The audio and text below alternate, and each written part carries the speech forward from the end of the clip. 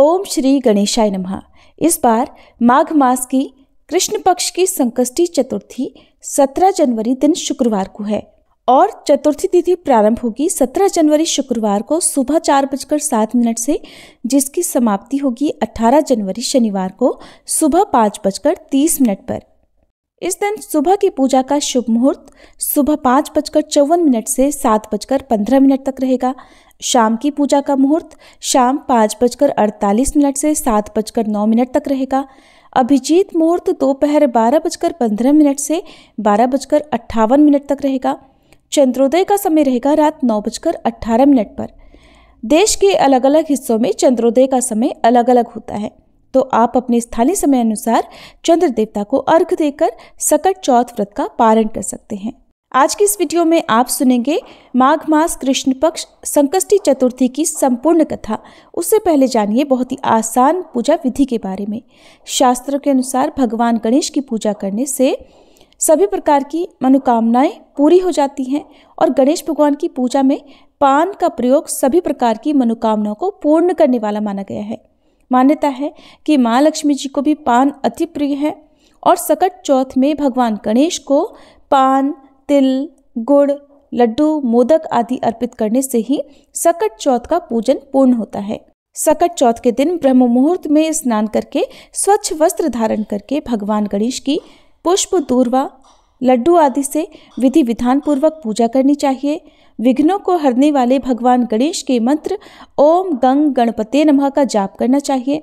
संतान की लंबी आयु के लिए सकट चौथ व्रत की कथा सुननी चाहिए। फिर रात में चंद्रमा को अर्घ्य देकर व्रत संपन्न करना चाहिए। एक बार देवी पार्वती जी ने विघ्नहर्ता भगवान गणेश से पूछा, हे वत्स, माघ महीने में किस गणेश की पूजा करनी चाहिए और इसका क्या नाम है? उस दिन पूजन में किस वस्तु का नैवेद्य अर्पित करना चाहिए और क्या आहार ग्रहण करना चाहिए? इसे आप सविस्तार बतलाने की कृपा करें।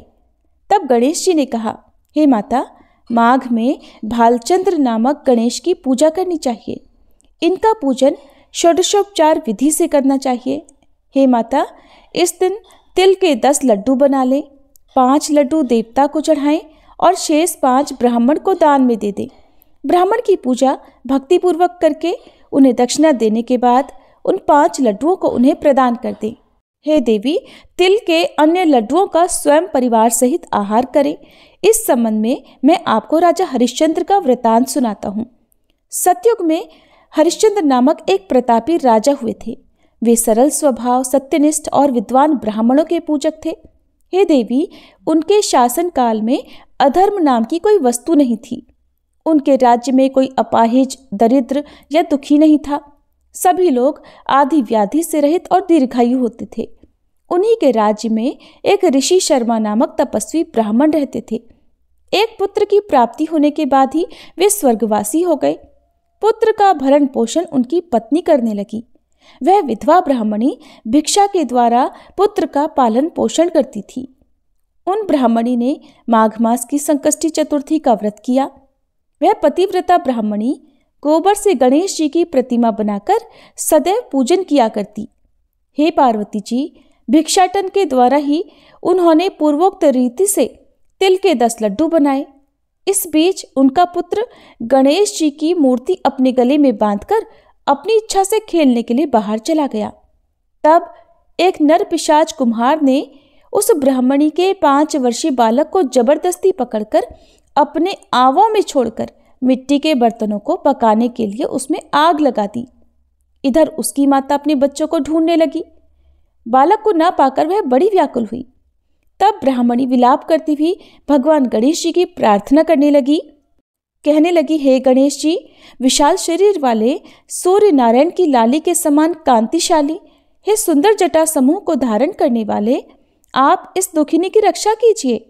हे गजानन, हे 4 भुजाधारी, हे मस्तक पर चंद्रमा को धारण करने वाले, हे विनायक, हे अनाथों के नाथ, हे वरदायक, मैं पुत्र के वियोग में व्यथित हूँ, कृपया आप मेरी रक्षा कीजिए। वह ब्राह्मणी इसी प्रकार आधी रात तक विलाप करती रही। प्रातःकाल होने पर कुम्हार अपने पके हुए बर्तनों को देखने के लिए आया। तब उसने आवा खोलकर देखा तो उसमें जांघ भर पानी जमा हुआ पाया और उससे भी अधिक आश्चर्य तो उसे तब हुआ जब उसने आवा में बैठे एक खेलते हुए बालक को देखा। ऐसी अद्भुत घटना देखकर वह भय से कांपने लगा और इस बात की सूचना उसने राज दरबार में दी। उसने राज्यसभा में अपने कुकृत्य का वर्णन किया। कुम्हार ने कहा, हे महाबाहु, हे प्रज्वलित अग्नि के समान तेजवान, हे महाराज हरिश्चंद्र, मैं अपने दुष्कर्म के लिए वध के योग्य हूं। उसने आगे कहा, हे महाराज, कन्या के विवाह के लिए मैंने कई बार मिट्टी के बर्तन पकाने के लिए आवा लगाया, परंतु मेरे बर्तन कभी भी नहीं पके और हमेशा कच्चे ही रह गए। तब मैंने भयभीत होकर एक तांत्रिक से उपाय पूछा। उसने कहा कि चुपचाप किसी लड़के की तुम बलि चढ़ा दो, तुम्हारा आवा पक जाएगा। फिर मैंने सोचा कि मैं किसके बालक की बलि दूं? जिसके बालक की बलि दूंगा तो वो मुझे क्यों कर जीवित छोड़ेगा? इसी भय से हे महाराज, मैंने दृढ़ निश्चय किया कि इसे ही बिठाकर आग लगा दूंगा। मैंने अपनी पत्नी से परामर्श किया कि ऋषि शर्मा ब्राह्मण मृत हो गए हैं, उनकी विधवा पत्नी भीख मांग कर अपना गुजारा करती है। अरे वह लड़के को लेकर भला क्या करेगी? मैं अगर उसके पुत्र की बलि दे दूं तब तो मेरे बर्तन पक जाएंगे। और फिर मैं इस जघन्य कर्म को करके रात में निश्चिंत होकर सो गया। प्रातः जब मैंने आवा खुलकर देखा तो क्या देखता हूं कि उस लड़के को मैं जिस स्थिति में बिठाकर गया था वो तो उसी तरह निर्भय भाव से बैठा हुआ है और उसमें जांघ भर पानी भरा हुआ है। इस भयावह दृश्य से मैं कांप उठा और इसकी सूचना देने आपके पास आया हूं। कुम्हार की बात सुनकर राजा बहुत ही हैरान हुए और उस लड़के को देखने के लिए आए। बालक को प्रसन्नता पूर्वक खेलते देखकर मंत्री से राजा ने कहा कि ये क्या बात है और ये किसका लड़का है, इस बात का पता लगाओ। इस आंवे में जांघ भर जल कहां से आ गया? इसमें कमल के फूल कहां से खिल गए? इस दरिद्र कुम्हार के आंवे में वैदूर्य मणि के समान हरी हरी धूप कहां से उगाई? बालक को न तो आग की जलन हुई और न इसे भूख प्यास ही लगी है। ये आंवे में भी बिल्कुल वैसा ही खेल रहा है मानो अपने घर में खेल रहा हो। राजा इस तरह की बात कह ही रहे थे कि वही ब्राह्मणी वहां बिलखती हुई आ पहुंची। अब वह कुम्हार को कोसने लगी। जिस प्रकार गाय अपने बछड़े को देखकर रंभाती है, ठीक वही अवस्था उन ब्राह्मणी की थी। वह ब्राह्मणी बालक को गोद में लेकर प्यार करने लगी और कांपती हुई राजा के सामने बैठ गई। तब राजा ने पूछा, हे ब्राह्मणी, इस बालक के न जलने का क्या कारण है? क्या तू कोई जादू जानती है या फिर तूने कोई धर्माचरण किया है जिसके कारण बच्चे को आंच तक नहीं आई? राजा की बात सुनकर ब्राह्मणी ने कहा, हे महाराज, मैं कोई जादू नहीं जानती और न कोई धर्माचरण, तपस्या, योग, दान आदि की प्रक्रिया ही जानती हूँ। हे राजन, मैं तो संकटनाशक गणेश चतुर्थी का व्रत करती हूँ। उसी व्रत के प्रभाव से मेरा पुत्र जीता जागता बच गया। ब्राह्मणी की बात सुनकर अब राजा ने कहा कि मेरे राज्य की संपूर्ण जनता अब से इस संकटनाशक गणेश जी का व्रत करे, इसमें मेरी पूर्ण सम्मति है। तब राजा ने उसकी परिक्रमा करते हुए कहा, हे पतिव्रते, तू धन्य है। फिर राजा ने संपूर्ण नगरवासियों को गणेश जी का व्रत करने का आदेश दिया। इस आश्चर्यजनक घटना के कारण सभी लोग उस दिन से प्रत्येक मास की गणेश चतुर्थी का व्रत करने लगे। इस व्रत के प्रभाव से ब्राह्मणी ने अपने पुत्र के जीवन को पुनः पाया था। भगवान श्री कृष्ण ये सारा वृतांत धर्मराज युधिष्ठिर के पूछने पर उन्हें सुना रहे थे। कथा समाप्त करते हुए भगवान श्री कृष्ण कहते हैं, हे युधिष्ठिर, आप भी सर्वोत्तम व्रत को कीजिए। इस व्रत के प्रभाव से आपकी सभी कामनाएं पूर्ण होंगी। आप मित्रों, पुत्रों और पौत्रों को सुख देने वाले साम्राज्य को प्राप्त करेंगे। हे महाराज, जो लोग इस व्रत को करेंगे उन्हें पूर्ण सफलता मिलेगी। तब भगवान कृष्ण की बात से युधिष्ठिर महाराज बहुत प्रसन्न हुए और फिर माघ कृष्ण संकष्टी चतुर्थी का व्रत करके निष्कंटक राज्य भोगने लगे। ये थी संकटनाशक गणेश चतुर्थी की कथा। विघ्न विनाशक भगवान श्री गणेश जी की आराधना बहुत ही मंगलदायी मानी जाती है। अनेकों स्तोत्र, श्लोक और जाप द्वारा भगवान गणेश जी की पूजा करके उन्हें मनाया जाता है। उनमें से एक पाठ गणपति अथर्वशीर्ष बहुत ही मंगलकारी है। प्रतिदिन प्रातःकाल स्नान आदि से निवृत्त होने के बाद इस पाठ को करने से विघ्नहर्ता भगवान गणेश की कृपा अवश्य प्राप्त होती है। श्री गणपति अथर्वशीर्ष को संस्कृत में पढ़ पाना सबके लिए संभव नहीं होता है, थोड़ा मुश्किल होता है। इसलिए आज आप सभी की सुविधा के लिए मैं आपको सुना रही हूँ श्री गणपति अथर्वशीर्ष का हिंदी अनुवाद। आप सभी इस स्तोत्र को सुनकर कमेंट बॉक्स में गणेश भगवान की जय जरूर लिखिएगा। ओंकारापति भगवान गणपति को नमस्कार है। हे गणेश, आप ही प्रत्यक्ष तत्व हो, आप ही केवल करता हो, आप ही केवल धरता हो, आप ही केवल हरता हो। निश्चय पूर्वक आप ही इन सब रूपों में विराजमान ब्रह्म हो, आप साक्षात नित्य आत्मस्वरूप हो। हे पार्वती नंदन, आप मेरी अर्थात मुझ शिष्य की रक्षा करो, वक्ता की रक्षा करो, श्रोता की रक्षा करो, दाता की रक्षा करो, धाता की रक्षा करो, व्याख्यान करने वाले आचार्य की रक्षा करो, शिष्य की रक्षा करो, पश्चिम से रक्षा करो, पूर्व से रक्षा करो, उत्तर से रक्षा करो, दक्षिण से रक्षा करो, ऊपर से रक्षा करो, नीचे से रक्षा करो, सब ओर से मेरी रक्षा करो, चारों दिशाओं से मेरी रक्षा करो। आप वांगमय हो, चिन्मय हो, आप आनंदमय हो, आप ब्रह्ममय हो, आप सच्चिदानंद अद्वितीय हो, आप प्रत्यक्ष ब्रह्म हो, आप दानमय विज्ञानमय हो। ये जगत आपसे उत्पन्न होता है, ये सारा जगत आप में लय को प्राप्त होगा। इस सारे जगत की आप में प्रतीति हो रही है। आप भूमि, जल, अग्नि, वायु और आकाश हो। परा, पश्चंती, बैखरी और मध्यमा वाणी के ये विभाग आप ही हो। आप सत्व, रज और तम तीनों गुणों से परे हो। आप जागृत, स्वप्न और सुषुप्ति इन तीनों अवस्थाओं से परे हो।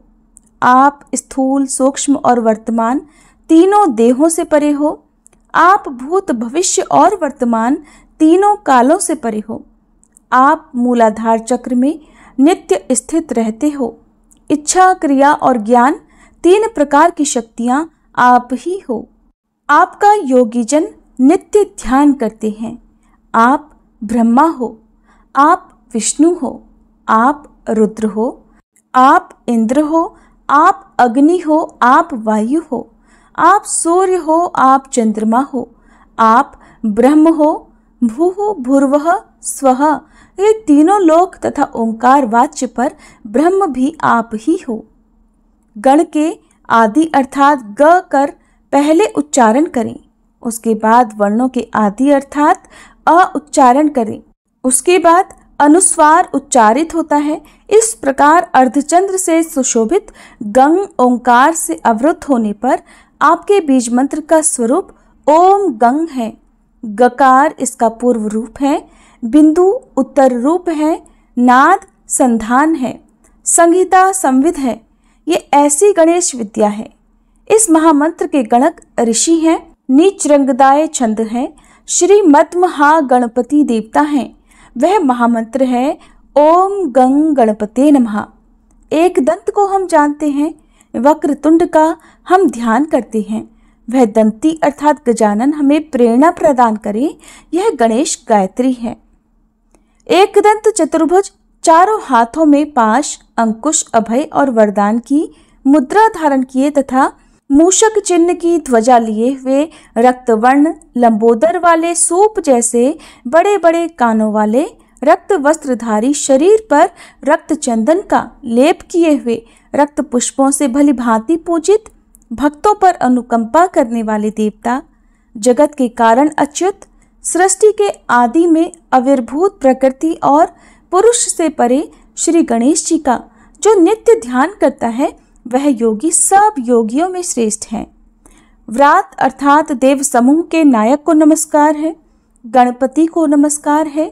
प्रथम पति अर्थात शिवजी के गणों के अधिनायक के लिए नमस्कार। लंबोदर को, एकदंत को, शिवजी के पुत्र को तथा श्री वरद मूर्ति को नमस्कार है, नमस्कार है। ये अथर्वशीर्ष अथर्ववेद का उपनिषद है। इसका जो पाठ करता है ब्रह्म को प्राप्त करने का वह अधिकारी हो जाता है। सब प्रकार के विघ्न उसके लिए बाधक नहीं होते। वह सब और सुख पाता है। वह पांचों प्रकार के महान पातकों तथा उपपातकों से मुक्त हो जाता है।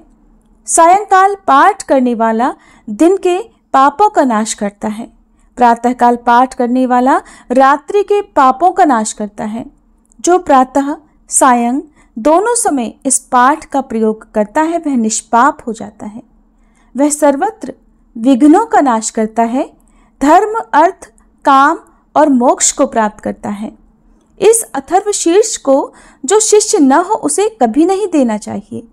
जो मोह के कारण दे देता है वह पातकी हो जाता है। 1000 बार पाठ करने से जिन जिन कामों कामनाओं का उच्चारण करता है उनकी सिद्धि इसके द्वारा ही मनुष्य कर सकता है। इसके द्वारा जो गणपति को स्नान कराता है वह वक्ता बन जाता है। जो चतुर्थी तिथि को उपवास करके इस स्तोत्र को जपता है वह विद्यावान हो जाता है। यह अथर्व वाक्य है। जो इस मंत्र के द्वारा तपश्चरण करना जानता है वह कदापि भय को प्राप्त नहीं होता।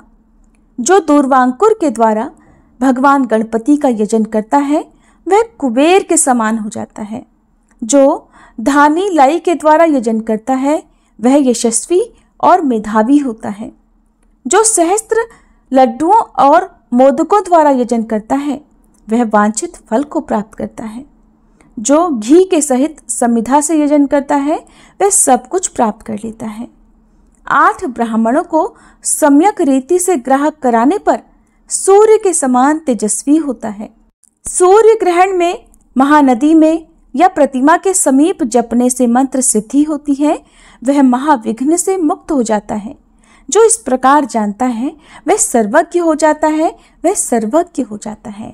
सभी मिलकर प्रेम से बोलिए विघ्नहर्ता भगवान गणेश की जय। चतुर्थी के व्रत में जो भक्त श्रद्धा पूर्वक इस कथा के साथ साथ स्तोत्र का पठन या श्रवण करते हैं, सकटा माता और भगवान गणेश की कृपा से उनकी संतान दीर्घायु होती है। निसंतानों को संतान सुख मिलता है। आशा करती हूँ ये वीडियो आपको पसंद आई होगी। अगर अच्छी लगी हो तो वीडियो को लाइक करके हमारे चैनल पर अपलोड होने वाली बाकी वीडियोस को भी जरूर देखिएगा।